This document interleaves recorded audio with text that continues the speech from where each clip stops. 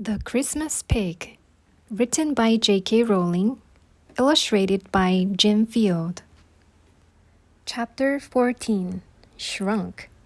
The moment he spoke those words, Jack felt a strange sensation in the pit of his stomach. It was as though he was traveling downward, fast, in a lift. At the same time, the bed and the sheets beneath him began to grow so rapidly that he lost sight of the floor. In a panic, he tried to stand up, but he tripped over a wrinkle in the sheets and fell flat on his face. Several seconds later, Jack realized that the bed hadn't grown at all. He'd shrunk. When he succeeded in standing up again, he saw that the creases in the sheets seemed like giant snowdrift. It was very scary to think he could shrink like this, just by saying a few words, and Jack was very glad that his duvet didn't seem to have come alive, because it could have smothered him to death if it had wanted to. The Christmas pig's voice called up to him from the floor. "Slide down the corner of the duvet," he said. "Come on, it's quite easy." This wasn't true, however. Jack did his best, and after the frightening descent, which involved a big drop to the floor at the bottom, he finally landed beside the Christmas pig. They were now exactly the same size, 8 inches tall. "Well, goodbye, everybody," said the Christmas pig, and he began to march toward Jack's bedroom door. "Nice meeting you." Some of the things in the bedroom tried to call them back. "Think," said a little plastic shark that Jet had bought at the Sea Life Center, flapping its fins on the floor. "Think about what you're doing, pig." "I have thought, thank you," said the Christmas pig, leaning against the bottom of the door, which bounced open. No living child had ever entered the land of the lost, wept the little robot Jack had once gotten free with a burger in which he'd earlier thrown at the wall. "There's a first time for everything," said the Christmas pig, as he and Jack walked out onto the landing. "Jack, he's not telling you the—" began a pair of pants that had fallen out of one of Jack's drawers, but the Christmas pig had placed his trotters beneath the door, where there was an inch of space, and tugged it shut again. "Very boring things you have," he told Jack. "Come on." Thinking how rude the Christmas pig was, and that he and Holly deserved each other, Jack followed the pig to the top of the stairs and copied him as he began lowering himself off each step onto the next.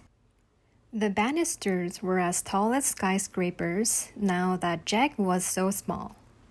They cast frightening shadows across the boy and the pig as they descended. "Why aren't the stairs talking?" Jack asked, as he dropped from one to the next. "Why didn't my duvet?" "Some things aren't awake enough to talk, even on Christmas Eve," said the Christmas pig. "Is your duvet new?" "Yes," said Jack. "Then it won't have had many of your feelings put into it yet. That's what wakes things up. Being used and absorbing human feelings. Things like stairs and walls are taken for granted by humans, so they hardly ever get wakened." "But you're new," said Jack. "And you're very awake." "A bit too awake," Jack thought privately, but he didn't say that out loud. "I'm a special case," said the Christmas pig, and Jack thought this sounded boastful, and not all the kind of comment DP would make, because DP never showed off. "Now we need to decide where the best place to get lost is," said the Christmas pig. "It's harder than you might think when you're trying to do it on purpose. Any ideas?" "Is that all we have to do get there?" asked Jack. "Get lost?" "Of course. But it'll be hard because I expect you know this house very well." "It might be easier in the garden," said Jack, "especially now I'm small. We could drag a chair to the black door, climb up to the look and open it. Good idea, said the Christmas pig. They'd just reached the bottom of the stairs. Which way? Jack led the Christmas pig down the dark hallway toward the kitchen. The hall seemed vast when you were only 8 inches tall. One good thing was the big gap beneath the door into the kitchen. He and the Christmas pig got down on their bellies and wiggled through. Excellent, said the Christmas pig. Now, if we can just push the chair over to... But he never finished the sentence. A gigantic 4-legged beast had risen up in front of them. A monster with the long yellow teeth, shaggy fur, and gleaming eyes. With a deep bark, the monster launched itself at the Christmas pig, skidding onto the linoleum and almost catching the pig between its dangerous jaws. Run, run, cried the Christmas pig, sprinting back toward the door.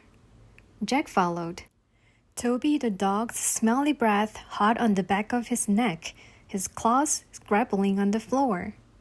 Together, Jack and the Christmas pig threw themselves onto their tummies and dived back under the door into the hall. You should have said there was a dog, panted the Christmas pig as he and Jack lay there, catching their breath. I forgot, said Jack. He doesn't usually live here. Toby the dog was whining and scratching on the kitchen side of the door, trying to reach them.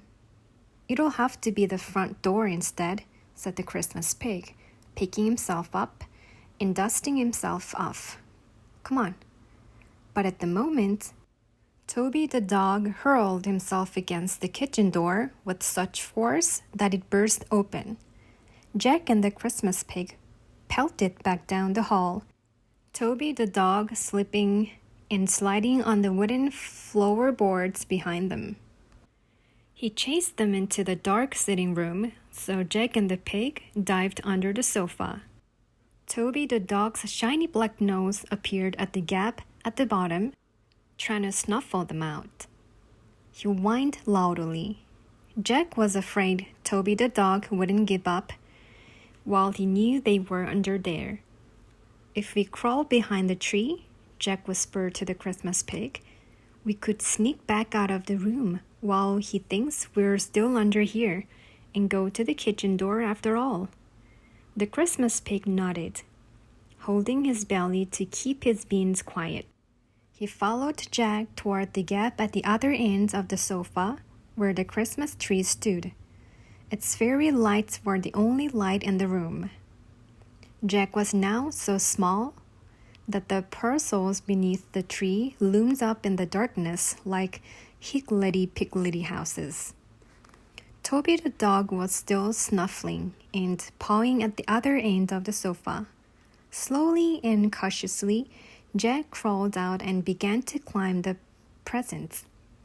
One of them was wrapped in scarlet ribbon, which was wonderful because it gave somewhere for his bare feet to grip, but another, which was covered in blue paper patterned with silver snowflakes, tore a little as Jack grabbed it. A huge new box of Legos was inside, and Jack was sure that was from Dad.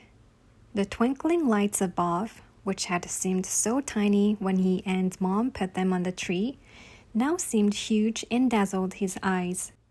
Slowly, he climbed toward the top of the mound of presents until he reached the biggest, which was wrapped in shiny gold paper.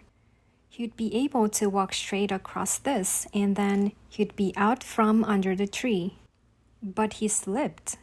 The paper was so shiny, Jack's feet slid on it, and unable to find anything to grab onto. He tumbled down a crevice, which was like a pitch-black ravine now that he was only 8 inches tall.